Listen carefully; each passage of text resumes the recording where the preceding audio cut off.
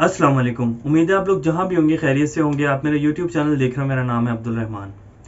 नाज़रीन, दुनिया का वाहिद मुल्क है मुस्लिम कंट्री पाकिस्तान, जिसके पास एटॉमिक वेपन्स हैं और जिसने अभी तक एटॉमिक हथियार बनाए हैं। इसके अलावा कोई भी मुसलमान मुल्क ऐसा नहीं है जिसने अभी तक ये सलाहियत हासिल की हो। इसकी एक रीज़न तो ये भी है कि मगरबी ममालिक ने ये सलाहियत हासिल करने ही नहीं दी किसी भी मुस्लिम मुल्क को, या किसी भी थर्ड वर्ल्ड जो कंट्रीज़ हैं उनको हासिल करने ही नहीं दी। क्योंकि अगर कोई भी ऐसा कंट्री अगर एटॉमिक वेपन्स बना लेता है तो उसको ये जो जदीद हथियार है उनको खरीदने की ज़रूरत ही नहीं पड़ती। और अगर कोई भी मुल्क ऐसे एटॉमिक हथियार बना लेता है जैसे कि पाकिस्तान के पास है, वाहिद मुसलमान मुल्क है, तो आज तक हमने किसी भी मुल्क से ना तो कोई ऐसा डिफेंस सिस्टम खरीदा, ना कोई बहुत एक्स्ट्रा हमने अपने डिफेंस के लिए बहुत बड़ा बजट रखा और बाहर के ममालिक से अपने डिफेंस के लिए कुछ जेट्स खरीदे हों, या ऐसा हमने कुछ F-16 लिए थे। उसके बाद हमने अपना JF-17 थंडर बना लिया और उसकी भी ज़रूरत नहीं पड़ी हमें दोबारा खरीदने की। अब मैं आपको आज की एक बड़ी तेजी से फैलने वाली खबर, जो कि अभी लेटेस्ट खबर आई है, जो कि इस टाइम पूरी उसमें दुनिया में आग की तरह फैल रही है, जो कि ईरान के न्यूक्लियर प्लान के हवाले से है। इस खबर की तफसील की तरफ चलेंगे। इससे पहले कि आप लोगों ने अगर मेरे चैनल को सब्सक्राइब नहीं किया तो ये रेड बटन को प्रेस कर लें और बेल आइकॉन को प्रेस कर लें, ताकि आने वाली लेटेस्ट अपडेट्स आप लोगों को मिलती रहें। इस खबर की तफसील में जाने से पहले मैं आपको थोड़ा सा बताता जाऊं ईरान की हिस्ट्री और ईरान पर कब से सैंक्शंस लगती आ रही हैं। 1979 में ईरान पर सबसे पहले सैंक्शंस लगी थी, वो भी अमेरिका ने लगाई थी। और वो किस लिए लगाई थी कि अमेरिकन एम्बेसी थी तेहरान में, उसके ऊपर कुछ स्टूडेंट्स ने हमला किया। ईरान के कुछ स्टूडेंट्स थे, उन्होंने वहाँ के कुछ जो एम्प्लॉयज़ थे उनको मारा और उनको यरगमाल बना लिया, जिसकी वजह से ईरान पर फर्स्ट टाइम सैंक्शंस लगी थी। हालांकि इसका कोई जवाब नहीं बनता, एक छोटे से ग्रुप की वजह से आप पूरे मुल्क के ऊपर सैंक्शंस नहीं लगा सकते और पूरे मुल्क की आवाम को एक उसकी तरफ नहीं भेज सकते, गुर्बत की तरफ और पॉवर्टी लाइन की तरफ नहीं भेज सकते। लेकिन यूएस ने पहली दफ़ा जो सैंक्शंस लगाई थी वो 1979 में लगाई थी, और वो 2 साल बाद वहाँ अपलिफ्ट की गई थी सैंक्शंस। उसके बाद 2003 में बहुत शोर डला कि ईरान न्यूक्लियर वेपन्स बना रहा है, और IAEA के साथ ईरान ने एक एग्रीमेंट साइन किया कि जी हम ये न्यूक्लियर जो रिएक्टर हैं ये सिर्फ अपनी जो एनर्जी है, बिजली एनर्जी, उसको पूरा करने के लिए बना रहे हैं, और इसके अलावा हमारा कोई मकसद नहीं है।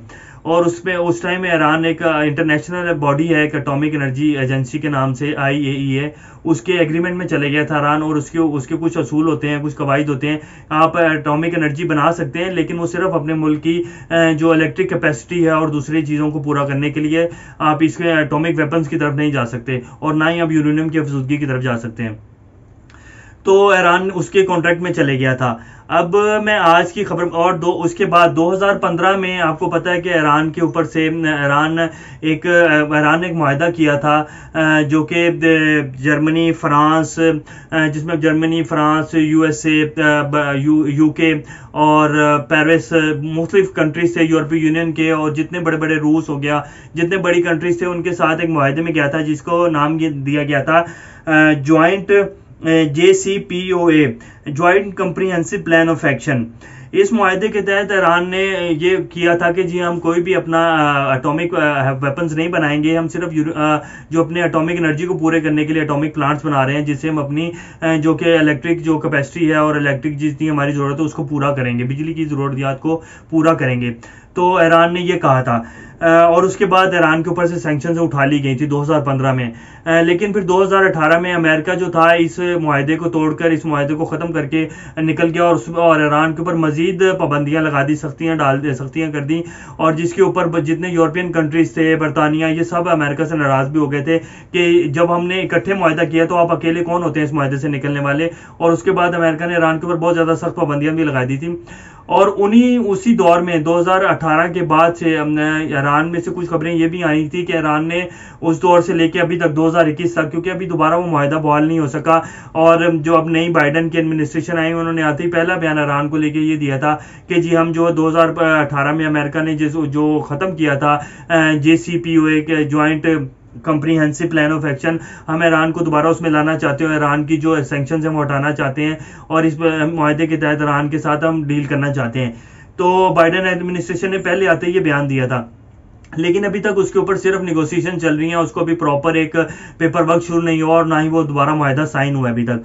तो इसी दौरान अब ये खबर आई है जो कि रशियन एक न्यूज़ एजेंसी है, स्पुतनिक न्यूज़ एजेंसी, ये रशिया की सबसे बड़ी और ऑथेंटिक न्यूज़ एजेंसी है, क्योंकि रशियन ऑफिशियल्स की जब भी सबसे पहले इंटरव्यू या जब भी कोई ऑफिशियल उनकी न्यूज़ आती है तो सबसे पहले इसी के ऊपर आती है। और ये दुनिया में बड़ी मान्यता नहीं एजेंसी है, न्यूयॉर्क टाइम्स, वाशिंगटन पोस्ट और BBC और CNN के साथ के मुकाबले की एजेंसी मानी जाती है। अभी इसकी एक खबर है आज की, अभी जो कि डिप्टी फॉरेन मिनिस्टर हैं जो कि रशिया के सरगेई रेबकोव, उनका इंटरव्यू शाया हुआ है इसमें। तो उन्होंने कहा कि Russia concerned over situation around Iran plans to produce uranium metal.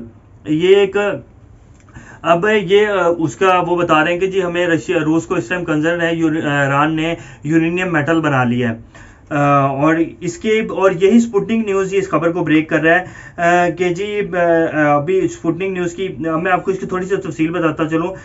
Deputy foreign minister interview देते हुए कहा कि हमने ईरान ऑफिशियल से बात की और अपना कंसर्न बता दिया है कि ईरान ने जो IAEA एग्रीमेंट किया हुआ है IAEA के साथ, तो आप उसकी पासदारी करें और उसको तोड़े मत, उसके जो रूल्स ऑफ लॉ हैं उसकी वायलेशंस मत करें।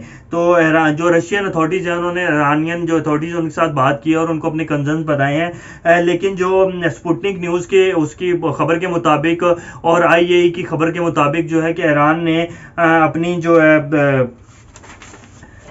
ईरान ने अभी 20% यूरेनियम जो है 20% यूरेनियम मेटल बना लिया है। और ये जो यूरेनियम मेटल है ये सिर्फ न्यूक्लियर वेपन्स बनाने के लिए इस्तेमाल किया जाता है, इसकी और कहीं ज़रूरत नहीं होती। ये सबसे बड़ी खबर है अभी तक की, जितनी भी इस टाइम पूरी दुनिया में खबरें चल रही हैं कि ईरान ने न्यूक्लियर वेपन बना लिया है। और आपको याद होगा 3 से 4 माह पहले 3 माह पहले अप्रैल में अंदर ईरान के एक साइंसदान फखरीजादे थे जिनके ऊपर हमला किया गया था और उनको कत्ल कर दिया गया था। और उसका इल्ज़ाम जो ईरान ने CIA अमेरिकन एजेंसी और मोसाद के ऊपर लगाया था कि ये इन दोनों को ही काम है, इसके अलावा कोई नहीं कर सकता। और इस बात में हकीकत भी, तो ये सिर्फ इसी वजह से किया गया था क्योंकि इसराइल और अमेरिका को पता है कि ईरान ने एटॉमिक वेपन बना लिया है, या तो बना लिया या इसके करीब है बनाने के। तो अभी ये जो खबर है कि ईरान ने 20% यूरेनियम मेटल बनाया है, ये भी जो न्यूज़ एजेंसी के मुताबिक तो 20% है, लेकिन 20% से काफ़ी ज़्यादा उन्होंने यूरेनियम मेटल बना लिया है और ईरान न्यूक्लियर वेपन बना चुका है, जो कि खबरें आ रही हैं अभी तक। और ये खबर इस समय पूरी दुनिया में आग की तरह फैल रही है कि ईरान ने यूरेनियम मेटल बनाया है। अब मैं आपको इसकी थोड़ी सी इसकी बताता चलूँ, इस खबर में जो इस टाइम हेडलाइन चल रही है पूरी दुनिया में। अब ये जो कंसर्न शो कर रहे हैं इस रिपोर्ट के बाद, जो कि दुनिया के जितने फॉरेन मिनिस्टर हैं, जिनमें अब मैं आपको ये पढ़ के बताता हूँ जो आपकी स्क्रीन के ऊपर चल रहा है। वही the foreign ministers of the governments of France, Germany and the United kingdom, United state with the grave concern that the latest report by the IAEA confirming that Iran has taken step in the production of enriched uranium metal. This is serious violation of Iran commitment under the Joint Comprehensive Plan of Action. Iran has no credible civilian need for uranium metal R&B and production, which are the key step in the development of a nuclear weapon, यानी कि की step है, बड़ा एक major step है nuclear weapon बनाने का uranium metal. इसकी और कहीं ज़रूरत नहीं होती यूरेनियम मेटल की। This is a further step in Irani escalation of its nuclear violation in all the more concerning at a time when no date has been set for the continuation of the negotiation in the Vienna on return of the JCPOA। यानी कि ये उस time Iran ये कर रहा है कि जब अभी तक ना कोई डेट सेट हुई है जो इनकी निगोशिएशन होनी है अब JCPOA के तहत, joint comprehensive plan of action के तहत, जो अमेरिका की नई एडमिनिस्ट्रेशन आई, बाइडेन एडमिनिस्ट्रेशन, उनके साथ बैठ के जो इन पूरे यूरोपियन कंट्रीज़ के साथ इनकी ईरान की डील होनी है और ईरान के ऊपर से सारे मुल्क मिलकर वो उठाएंगे, सैंक्शंस को अपलिफ्ट करेंगे।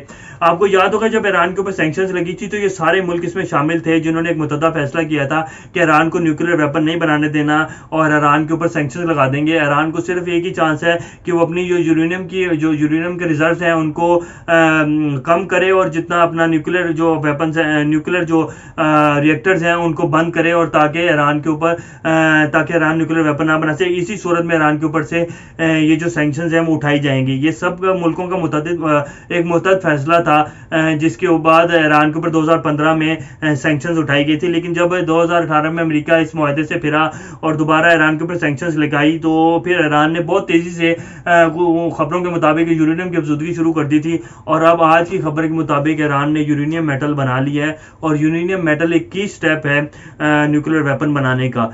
क्योंकि ये वाहिद ये जो मेटल है ये सिर्फ न्यूक्लियर वेपन में इस्तेमाल होता है, एटॉमिक हथियार बनाने में इस्तेमाल होता है। और इस टाइम ये खबर जो है पूरी दुनिया में आग की तरह फैली है, और जितने खासतौर पे अमेरिका और इसराइल को तो इस टाइम थरथल्ली मची हुई है कि ईरान ने न्यूक्लियर वेपन बना लिया है। और आप देखेंगे कि 1 से 2-4 दिन के अंदर ये खबर जो है पूरी दुनिया में एक ऐसे फैलेगी जैसे कि कहीं एटॉमिक मिसाइल ने हमला किया, एटॉमिक मिसाइल से किसी ने हमला कर दिया है। तो इस टाइम की आज की ये लेटेस्ट अपडेट थी जो कि मैंने आप लोगों के साथ शेयर करना जरूरी समझी।